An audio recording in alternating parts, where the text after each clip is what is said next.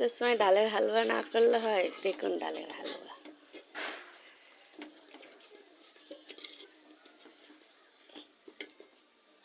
শুভরাতে ছোলার ডালের হালুয়া না খেলে হয়? মনেই হবে না যে শুভরাতটা হচ্ছে বাড়িতে।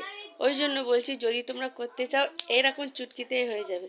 শুনুন, প্রথমে ছোলার ডালটা নিয়ে আসুন, ভালো করে ধুয়ে নিয়ে সিদ্ধ করে গ্রেট করে নিন। গ্রেট করলে একটা পাতিলার মধ্যে তেল দিন, তেজপাতা দিন, দিয়ে ভালো করে ওই ডালটা যেটা গ্রেট করে গেছে ওইটা ওতে দিয়ে দিন। দিবার পরে তারপরে ওটাকে ভালো করে নাড়তে থাকুন। তারপরে চিনি দেবেন। চিনি দেওয়ার পরে একটু গরম মশলা দেবে, গোটা এলাচ ওইটা দেবে, দিয়ে ভালো করে নাড়বেন। তারপর যখন হয়ে আসবে একটু বাদাম দিয়ে দেবে। উফ, হেভি লাগবে খেতে। এবার করে দেখুন, খুব ভালো লাগবে। ছোলার ডালের হালুয়া লাস্ট ফিনিশিং কিরম দেখতে লাগে তোমাকে দেখাচ্ছি, আসুন।